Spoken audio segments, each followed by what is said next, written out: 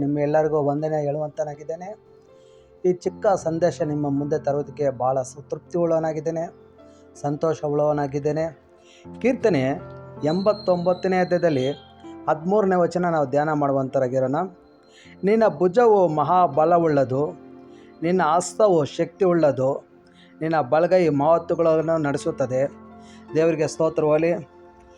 ಯೆಹೋವನ ಭಯ ನಮ್ಮೆಲ್ಲರಿಗಿರುವುದಾದರೆ ಆತನ ಬಲಗೈಯಿಂದ ಬಹಳ ದೊಡ್ಡ ಕಾರ್ಯ ಮಾಡೋದಕ್ಕೆ ದೇವರ ಕಾರ್ಯದಲ್ಲಿ ಸಾಧ್ಯ. ದೇವರಿಗೆ ಸ್ತೋತ್ರವಾಗಲಿ.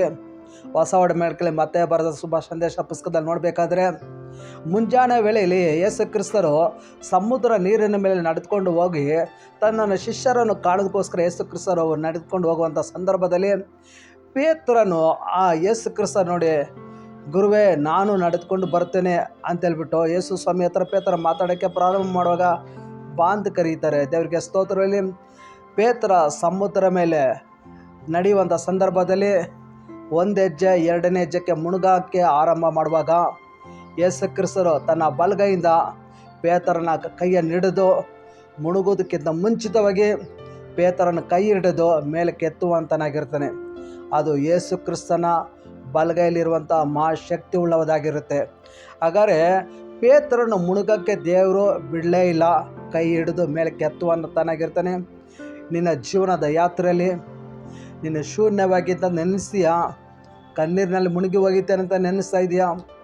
ವ್ಯಾಧಿನಲ್ಲಿ ಮುಳುಗಿದ್ದೇನೆ, ನನ್ನ ಜೀವಿತದಲ್ಲಿ ಬಲಪಡಿಸೋರು ಯಾರಿಲ್ಲ, ನನಗೆ ಸಮಾಧಾನವಿಲ್ಲ, ನನಗೆ ದುಃಖ ಇದೆ, ವೇದನೆ ಇದೆ, ಭಾರ ಇದೆ, ಸಮಸ್ಯೆ ಇದೆ, ಹೋರಾಟ ಇದೆ, ನನ್ನ ಜೀವನ ಶೂನ್ಯವಾಗಿ ಕಾಣ್ತಾ ಇದೆ, ಯಾರ ಸಹಾಯವಿಲ್ಲದೆ ಎಲ್ಲರೂ ಎದುರಾಗಿದ್ದಾರೆ, ಲೋಕವು ಎದುರಾಗಿದೆ, ಎಲ್ಲ ಸ್ವಂತ ಬಂಧು ಬಳಗದವರೆಲ್ಲ ಎದುರಾಗಿದ್ದಾರೆ. ಏನು ಮಾಡಬೇಕಂತ ಗೊತ್ತಿಲ್ದಿರ ನಿನ್ನ ಜೀವನ ಯಾತ್ರೆಯಲ್ಲಿ ಮುಳುಗ್ತಾ ಇದೆಯಾ ಅಂತ ನೆನೆಸುವಂಥ ಪ್ರಿಯ ಸಹೋದರ ಸಹೋದರಿ, ಯೇಸು ಕ್ರಿಸ್ತರ ಕರ ನಿನ್ನನ್ನು ಕೈ ಹಿಡಿದು ಮುಳುಗಕ್ಕೆ ಒಂದು ಕಾಲಕ್ಕೆ ಯೇಸು ಸ್ವಾಮಿ ಅನುಮತಿ ಮಾಡೋದಿಲ್ಲ. ನಿನ್ನ ಕೈ ಹಿಡಿದು ಸನ್ಮಾನಿಸೋದಕ್ಕೂ ಆಶೀರ್ವಾದ ಮಾಡೋದಕ್ಕೂ ಬಿಡುಗಡೆ ಕೊಡೋದಕ್ಕೂ ಮೇಲೆ ಎತ್ತೋದಕ್ಕೂ ದೇವರ ಕರದಲ್ಲಿ ಸಾಧ್ಯ. ಯಾವ ರೀತಿ ಪೇತ್ರ ಯೇಸು ಸ್ವಾಮಿ ಪೇತ್ರ ಕೈ ಹಿಡಿದು ಮೇಲೆ ಕೆತ್ತಿದೇನೋ, ನಿನ್ನ ಜೀವನ ಯಾತ್ರೆಯಲ್ಲಿ ಎಷ್ಟೇ ದೊಡ್ಡ ಸಮಸ್ಯೆ ಆಗಿದ್ರು, ಎಷ್ಟೇ ದೊಡ್ಡ ಪ್ರಾಬ್ಲಮ್ ಆಗಿದ್ರು, ಕರ್ತನಿಗೆ ಸ್ತೋತ್ರವಲ್ಲಿ ವಹಿಸ್ಕೊಳ್ಳೋಕ್ಕಾಗದಿರೋಷ್ಟು ನಿನ್ನ ಜೀವನ ಮುಳುಗೋಗಿತ್ತಂತ ನೆನೆಸುವಾಗ ನಿನಗೆ ಕೆಲವೊಂದು ಸಾಲದಲ್ಲಿ ಸಿಕ್ಕಾಕ್ಕೊಂಡಿರ್ಬೋದು, ದೇವರಿಗೆ ಸ್ತೋತ್ರವಲ್ಲಿ ಫೈನಾನ್ಸ್ ಪ್ರಾಬ್ಲಮ್ನಲ್ಲಿ ಸಿಕ್ಕಾಕ್ಕೊಂಡಿರ್ಬೋದು, ಕೆಲಸದ ವಿಷಯದಲ್ಲಿ ಮುಳುಗೋಗ್ತಾ ಇರ್ಬೋದು, ಸ್ನೇಹಿತರಿಂದ ನೀನು ನಷ್ಟಪಟ್ಟಿರ್ಬೋದು, ಸ್ವಂತ ಬಂಧು ಬಳಗದವ್ರ ಮೂಲಕವಾಗಿ ನೀನು ನಷ್ಟಪಟ್ಟಿರ್ಬೋದು, ಅಥವಾ ಕೋರ್ಟಿನ ವಿಷಯದಲ್ಲಿ, ಕೇಸಿನ ವಿಷಯದಲ್ಲಿ, ನಿನ್ನ ಜೀವನದ ಯಾತ್ರೆಯಲ್ಲಿ ಹಲವಾರು ವಿಷಯದಲ್ಲಿ ನೀನು ಮುಳುಗುವಂಥ ಪರಿಸ್ಥಿತಿಯಲ್ಲಿ ನಿನ್ನ ನೆನೆಸುವುದಾದರೆ, ಸ್ತೋತ್ರ, ನನಗೆ ಯಾರು ಸಹಾಯ ಮಾಡ್ತಾಯಿಲ್ಲ, ನೀನು ಯಾರು ನನಗೆ ಕೇಳ್ತಾ ಇಲ್ಲ, ನನಗೆ ಯಾರು ಬಲಪಡಿಸ್ತಾ ಇಲ್ಲ, ನನಗೆ ಸಮಾಧಾನ ಕೊಡ್ತಾಯಿಲ್ಲ ಅಂತ ನೆನೆಸುವಂಥ ಪ್ರಿಯರೇ, ಈ ಬೆಳಗಿನ ಜಾವದಲ್ಲಿ ಈ ಸಂದೇಶ ಕೇಳುವಂಥ ಯೇಸು ಕ್ರಿಸ್ತರು ಒಬ್ಬರು ಇದ್ದಾರೆ. ನಿನ್ನ ಜೀವಿತದಲ್ಲಿ ಕೈ ಹಿಡಿಯೋದಕ್ಕೂ, ನಿನ್ನ ಜೀವಿತದಲ್ಲಿ ಜಯ ಕೊಡೋದಕ್ಕೂ, ಎಲ್ಲ ರೀತಿಯಲ್ಲಿ ವಿಮೋಚನೆ ಕೊಡೋದಕ್ಕೂ, ಎಲ್ಲ ರೀತಿಯಲ್ಲಿ ಬಲ ಕೊಡೋದಕ್ಕೂ. ಕೀರ್ತನೆ, ದೇವರಿಗೆ ಸ್ತೋತ್ರವಾಗಲಿ.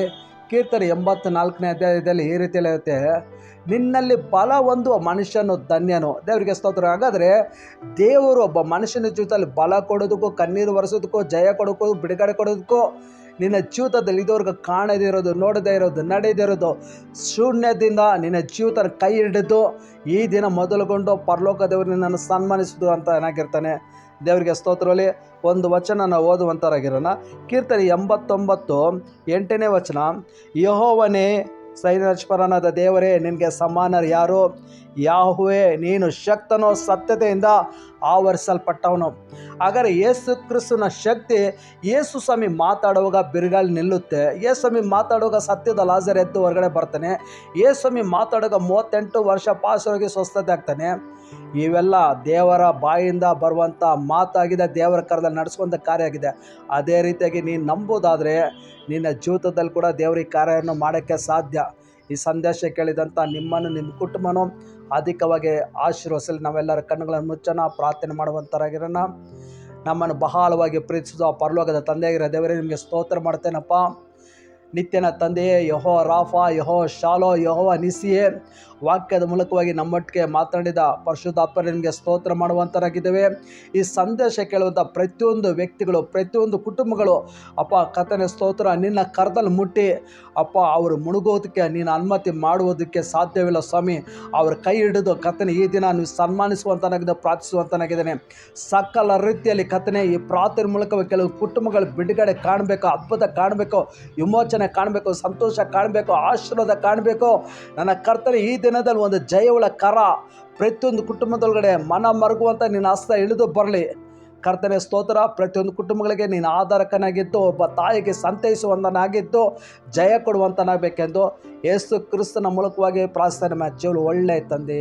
ಆಮೇಲೆ